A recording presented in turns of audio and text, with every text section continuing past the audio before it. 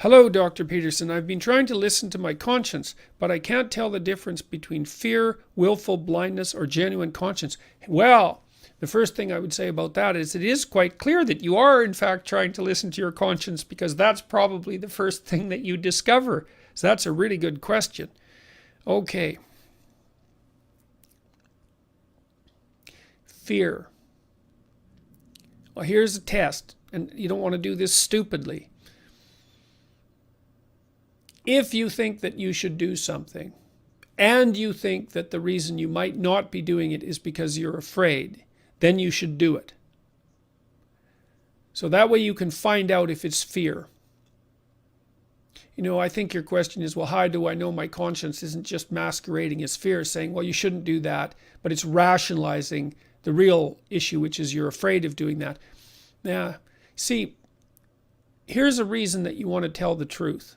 And I kind of figured this out when I was looking deeply into the Pinocchio story. In Pinocchio, as Pinocchio strives to become real, he has a conscience to guide him, but it's Jiminy Cricket, this insect. But Jiminy isn't really a very good conscience. He's a bit dogmatic to begin with, dogmatic and inexperienced. And so it's not like the conscience is an unerring guide. It's like a partner in discovery. And as you move forward in your life and you consult your conscience and you listen to it, then it gets smarter, and so do you. But there's a coda there, and this is why I've suggested, part of the reason why I've suggested so frequently in my lectures and in my book, that people try not to lie. You see, there are many systems. You have many systems within, let's say, that guide you. And one of those is your capacity for rational thought. And then you have a variety of emotional systems and motivational systems and internal dramas and intuitions and bodily sensations, like lots and lots of, and senses, lots of systems that are guiding you. And many of them operate, you might say, unconsciously, autonomously, instinctively, implicitly, all of that. Now, nonetheless, you program them, like you feed them content, let's say. Just like you feed your body nourishment, you feed them content. And a lot of the content that you feed them pertains directly to your voluntary thoughts and speech and your actions. And then if you pathologize those by lying, so if you say things that you know not to be true, or you don't say things that you know to be true when you need to, which is more common, and if you act in ways that you consider reprehensible, then you pathologize all of those autonomous systems that guide you. It's like you're programming them badly. You're building an AI system inside yourself, really, and in some sense that is what you're doing, that has very bad training data. And so the output it produces won't guide you properly. And so you don't want to pathologize your guidance systems. It's a really bad idea. So that's why you have to not lie. And maybe that's also why you have to say what you have to say. And you have to say it clearly as well. And you have to learn how to do that. So that's one of the ways of getting your conscience straightened out. And then you have to have a dialogue with your conscience. And you might ask, it's like, okay, well, what should I do? Or what should I do this, or should I not do this? So let's say you're thinking, should I not do this in the case of a temptation?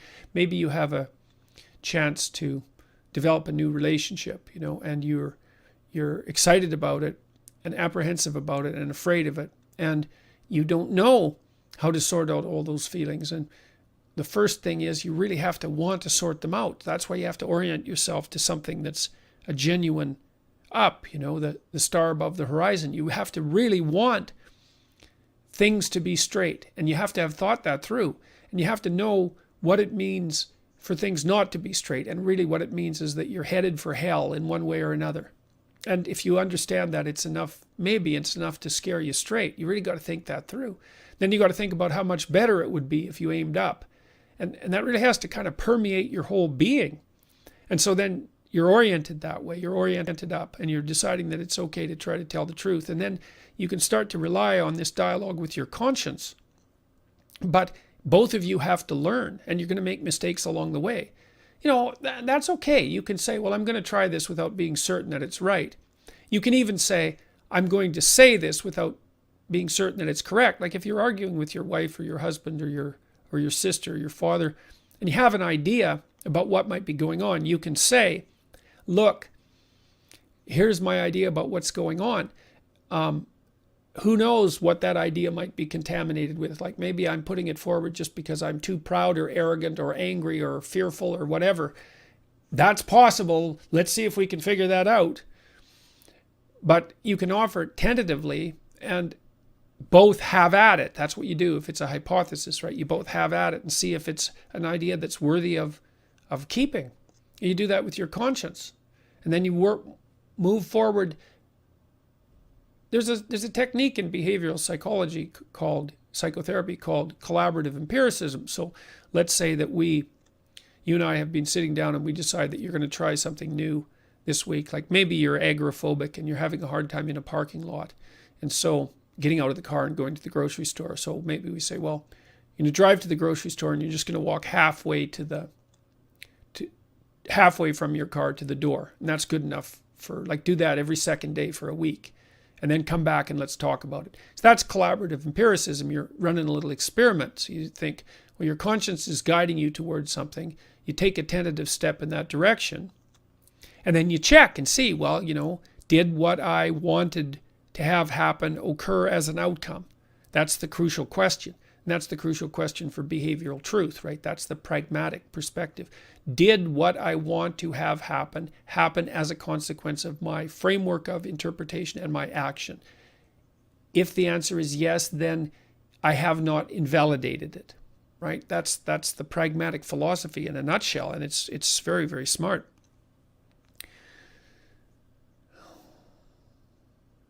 So you have a dialogue with your conscience that never ends, and hopefully it gets wiser, and you get wiser. And that's the dialogue that Jung talked about between the conscious and the unconscious, between your fantasy life, say, the life that's sort of underneath you as a conscious being, like the life that's part of your biological platform, the biological platform that somehow miraculously gives rise to your consciousness. You have a dialogue with that. We're always in dialogue. We're always in dialogue, right, with everything. So pursue that.